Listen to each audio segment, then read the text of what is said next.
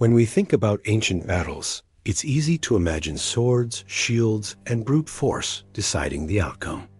But the Siege of Syracuse shows us something very different. A clash that feels surprisingly modern. This was a battle of technology, where both sides believed victory would come from the machines they brought to the fight. Yet, it also proved a timeless truth. Advanced technology without smart strategy is a recipe for disaster. The Roman general Marcellus learned that lesson the hard way. When he realized his own weapons couldn't match those of his enemy, he was forced to change tactics, a problem that echoes again and again throughout the history of modern warfare. On the other side stood the Greeks with a secret weapon of their own, a man named Archimedes. Most of us know him as the genius of geometry, the man who played with circles, levers, and shouted Eureka in his bath. But in Syracuse, Archimedes wasn't just a thinker. He was the mind behind a series of machines that turned the city's walls into weapons strong enough to hold back Rome itself. The so-called Claw of Archimedes. Hello, we are Heroic History, your daily history channel, bringing you 30 minutes of history every day. If you want to decide what appears next on this channel, don't forget to subscribe and help us reach 1,000 subscribers. The story of Archimedes' Iron Hand really begins with the uneasy position of Syracuse during the Second Punic War. Rome and Carthage were locked in a brutal fight for control of the Western Mediterranean. 218 to 201 BC, and Syracuse sat right in the middle of it on the island of Sicily. For decades, the city had stayed out of trouble thanks to its king, the second, who had been a steady ally of Rome for over 50 years. But once he passed away in 215 BC, things began to unravel. His grandson, Hieronymus, just 15 years old at the time, took the throne and quickly leaned toward Hannibal and the Carthaginians, emboldened by Hannibal's early battlefield successes. That move didn't sit well with everyone in Syracuse. Within a little over a year, the young ruler was assassinated, sparking bitter infighting between factions that favored Rome and those that backed Carthage. In the end, the pro-Carthaginian side won out, putting Syracuse on a collision course with Rome. Rome answered in 213 BC by sending Marcus Claudius Marcellus, one of its consuls, to deal with the city. Marcellus tried talking first, but when negotiations broke down, he attacked from two directions. His colleague Gaius Claudius Pulcher went after the land walls in the north, while Marcellus himself led a fleet of kingers against the sea walls of the Aquidina district. If you stand on the coast of Syracuse today, it's hard to imagine the massive defenses the city once had. The seaward walls are long gone, though a few inland sections still survive, especially near the fortress of Euryalus on the far western end of the line. Back in Archimedes' day, those walls stretched for about 27 kilometers around the city.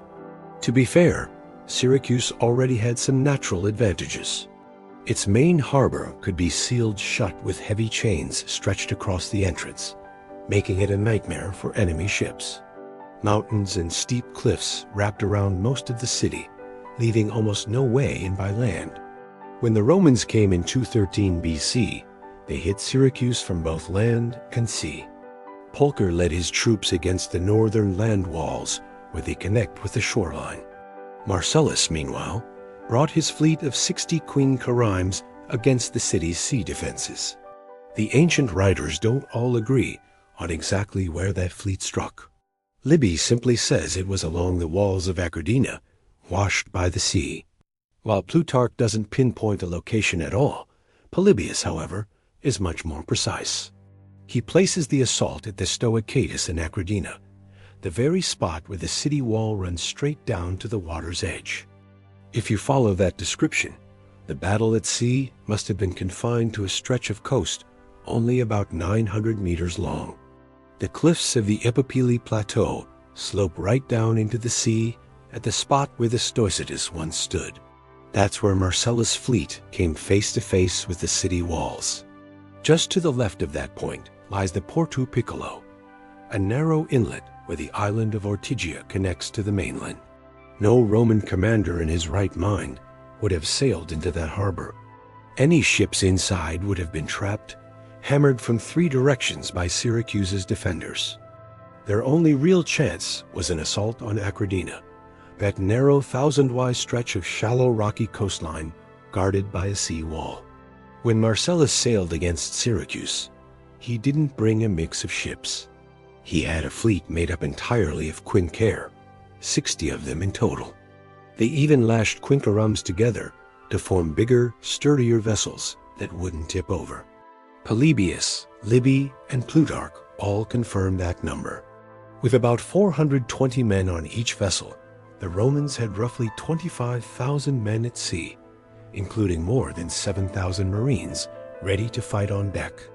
To put it in perspective, that was about 1/4 of Rome's total naval strength at the time, since Polybius records at least 220 queens in service when the Second Punic War began. Now, what exactly was a quinquereme? Originally a Carthaginian design, it became Rome's workhorse warship after they captured one during the First Punic War and copied it plank for plank. The ship was about 35 to 37 meters long, 4 to 5 meters wide, plus an extra meter or so from the outrigger. It displaced around 75 tons on its own, and with 420 men aboard, 270 rowers, 30 sailors, and 120 Marines. It weighed close to 100 metric tons fully loaded. The oar boxes that ran along both sides made it sleek and fast in open water, but also created weak points where grappling hooks could latch on, something Archimedes would later exploit. Quinqueremes were really built for naval duels, not sieges. Their bronze-tipped rams, long hulls and speed made them ideal for smashing into other ships. But once left stationary under the shadow of city walls, they rocked dangerously, unstable platforms for an assault. That's why the Romans often relied on a device called the corvus, a heavy boarding plank with a spike on the end. Drop it onto an enemy deck, and the spike would lock both ships together, giving Roman Marines a bridge for hand-to-hand combat. This tactic suited the Romans since Carthaginians had the edge in pure seamanship and ramming maneuvers. At Syracuse, though, Rome tried something different. To get their troops onto the walls, 8 of the quinqueremes were tied together in pairs. Each pair carried a massive scaling ladder or sambuca. These floating platforms, called sambok, carried squads of Roman troops armed with scaling ladders to get over the walls. Meanwhile, regular quinquer hung back, packed with archers and javeliners, raining down cover fire to keep the defenders busy. Polybius and Livy described them as 4 pairs of ships, while Plutarch suggests all 8 were lashed into a single giant raft, though that's less convincing. Either way, the paired design shows how unstable a single quinquereme was when used as a platform. Marcellus ordered 2 main assaults on the sea walls. The first, launched in daylight, was beaten back by catapult fire before the ships even closed in. The second attack, carried out under cover of darkness, avoided the catapults. The Romans had planned carefully, but Archimedes had planned better.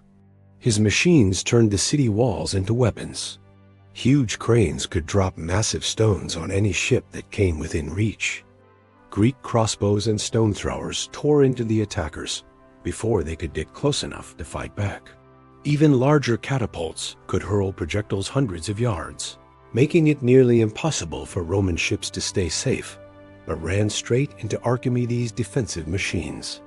His iron hands grabbed at the main body of the fleet, while defenders hurled stones and chunks of lead onto the massive scaling ladders. Ancient accounts make it clear the claws weren't targeting the ladders, but the 52 carms that stood behind them, firing arrows, slings, and javelins.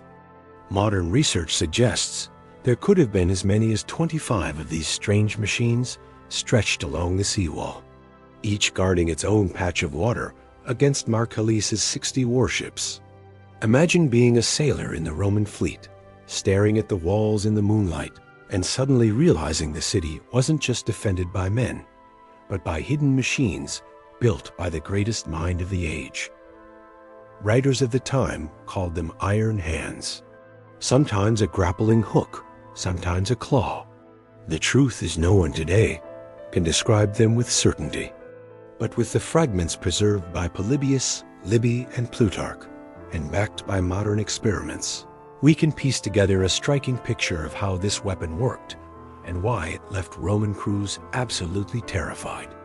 Archimedes likely devised the claw in direct response to the looming Roman threat during the Second Punic War, around 214 BC, when the Romans besieged Syracuse by both land and sea. Ancient accounts, particularly from Polybius and later Plutarch, suggest that the device was not a one-off prototype, but part of a network of multiple machines installed along the city's fortified harbor walls. This indicates that the claw was not merely theoretical, but actively integrated into Syracuse's layered defensive strategy. Rather than a single arm, it may have been a series of cranes, each stationed at critical points where enemy ships were most likely to approach. The claw of Archimedes was not just a single contraption, but more likely a whole system of cranes, pulleys, hooks, and counterweights mounted along the harbor walls of Syracuse. The city itself, perched on the eastern coast of Sicily, had walls that rose directly above the sea in some places. That geography gave Archimedes a perfect opportunity to turn height into a weapon. Picture Roman warships, long, sleek, and driven by ranks of oars, drawing near to land troops or batter the defenses. Normally, stone walls are passive against ships. They can withstand missiles, but they can't strike back at wooden hulls. Archimedes changed that balance. He made the walls themselves fight. Polybius, writing in the 2nd century BC, offers one of the earliest descriptions. He speaks of an iron hook lowered on a chain or rope that could latch onto a ship's prow, lift it partly out of the water, and then release it without warning, capsizing or wrecking the vessel. As he explains, other machines invented by Archimedes were directed against the assault parties as they advanced under the shelter of screens. Against these attackers, the machines could discharge stones heavy enough to drive back the marines from the bows of the ships. At the same time, a grappling iron attached to a chain would be let down. As soon as the prow was securely gripped, the lever of the machine inside the wall would be pressed down. When the operator had lifted up the ship's prow, he made fast the lower parts of the machine. By means of a rope and pulley, suddenly slackened the grappling iron. The result was that some of the vessels heeled over and fell on the sides, and others capsized. A century later, Livy gives a variation on this theme. Instead of a simple hook, he envisions a crane-like arm with a beak or grapple balanced by counterweights that could hoist ships and then drop them onto the rocks below. He describes it this way: some of the enemy ships came close inshore, too close for the artillery to touch them, and these he dealt with by using a swing beam and grapple. The grapple was lowered onto a vessel's bows, and the beam was then swung up. The result was to stand the ship on her tail, bows in air. The whole contraption was suddenly let go, and the ship was more or less swamped, even if it happened to come down an even keel. Taken together, these accounts give us a working picture. The claw may have looked like a giant crane jutting out from the city walls, with ropes or chains dangling down. At the end hung a forged iron claw able to catch under a ship's prow or along its sides. Inside the walls, teams of operators worked capstan and winches to tighten the ropes. Even lifting the front of a ship just a few feet could tilt it dangerously. For the sailors aboard, it meant chaos. Sudden lurching, oars snapping, water flooding across the deck. When the defenders released the ropes, the ship slammed back down, breaking timbers and throwing men into the sea. Sometimes the vessel might even roll over completely. Plutarch, writing still later, intensifies the drama. He describes the spectacle of entire ships being hauled upright, bows pointed skyward before crashing down in ruin. Huge beams were run out from the walls so as to project over the Roman ships. Some were seized at the bows by iron claws hauled into the air until they stood upright upon their sterns and then allowed to plunge to the bottom. Often there would be seen the terrifying spectacle of a ship being lifted clean out of the water into the air and whirled about until every man had been shaken out of the hull and dashed down empty upon the walls. The base of the claw was likely anchored deep into the stone foundations of Syracuse's sea walls. Engineers would have embedded iron sockets and wooden beams into the masonry, distributing the immense force so the crane arm did not tear loose when lifting a ship. The main lever could have been 30 to 40 feet long, constructed from layered timbers, bound with iron straps for extra strength. At its far end hung a massive iron hook, sometimes described as being shaped like a grappling talon designed to bite into the timbers of an enemy ship's hull. Chains or thick ropes treated with tar to resist seawater connected the hook to the pulley system. This combination of iron fittings, reinforced wood, and naval-grade ropes ensured that the claw was both durable and capable in handling the stresses of battle. The brilliance of Archimedes' design lies in basic mechanical principles. He knew that with pulleys and counterweights, a few men could control massive forces. A crane set into the stone walls could use the city's own height as leverage, even if the claw did not completely destroy every ship. It served as a psychological weapon. Roman crews would approach in fear, not knowing which vessel would suddenly be grabbed from above. Ancient reports say entire squadrons panicked when they saw ships being lifted out of the water like toys. The Romans had fought many enemies before, but never had they faced the sea itself turning against them.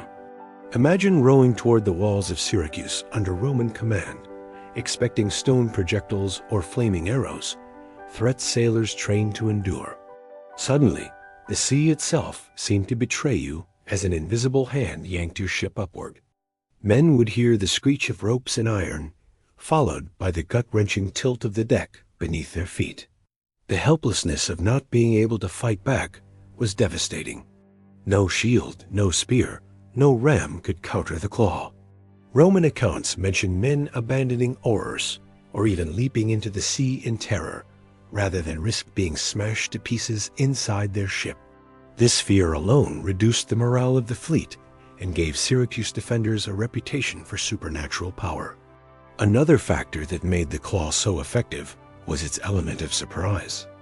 Unlike catapults or ballast, which were openly visible on the battlements, the claw of Archimedes could remain hidden until the very moment it was deployed.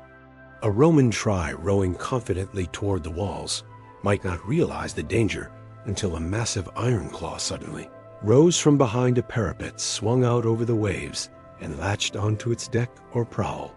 This psychological effect cannot be understated. Roman sailors, already nervous about attacking a city known for its brilliant engineer, would have faced sheer terror when they saw one of their own ships lifted out of the water like a child's toy. The structure of the claw can be broken down into several key parts. First was the foundation, likely a stone platform inside the city wall where the crane's base was fixed. The crane itself would be a tall wooden beam or mast reinforced with iron joints. At the top, a horizontal boom extended over the water. Second was the pulley system.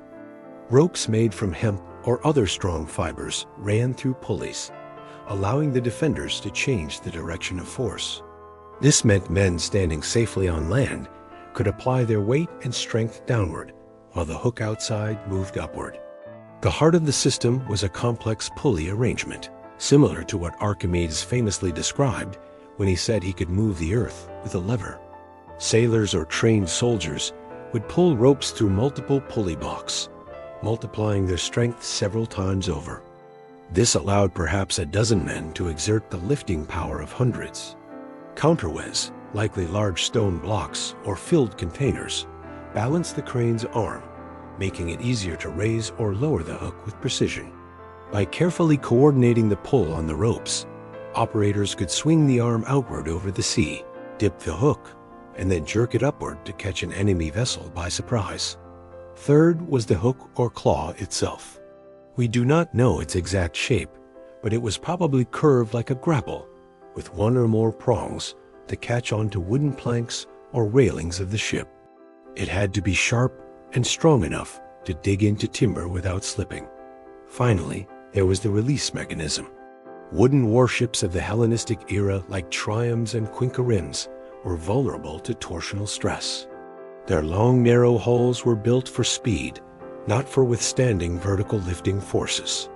When the claw hooked into the side or even the deck beams, the sudden upward pull twisted the ship's keel. Even if the vessel wasn't fully capsized, this twisting action could splinter planks, snap oars, and panic the crew.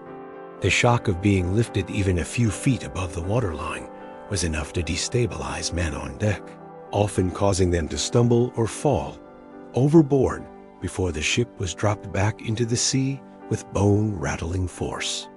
Once the ship was lifted, the defenders could suddenly let go, dropping the vessel back into the water with full force. The release may have been as simple as loosening the rope from a capstan, or as advanced as a trigger device.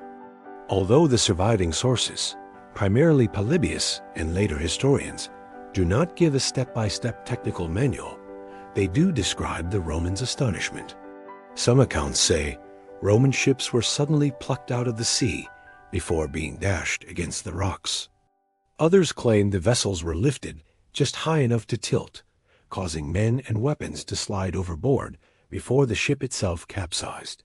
Whether exaggerated or not, the descriptions reveal the lasting impression the claw left on ancient observers. To the Romans, it must have seemed less like an ordinary siege defense and more like a terrifying, mechanical monster rising out of Syracuse's walls. Modern reconstructions show this idea is not just a legend.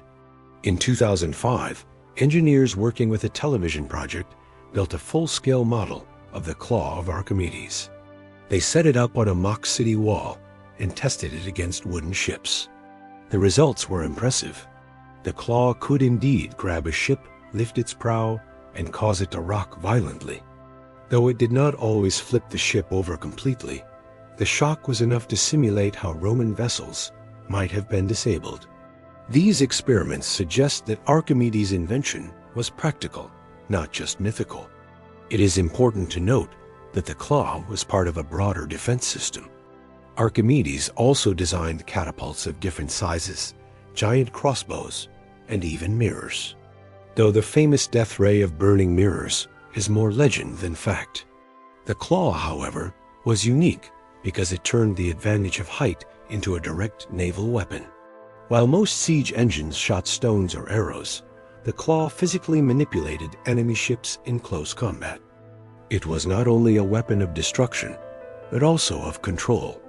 Polybius mentions that some of Archimedes' S-machines could hurl stones with great force to drive off Roman soldiers standing on the prows of their ships before the hook was even lowered.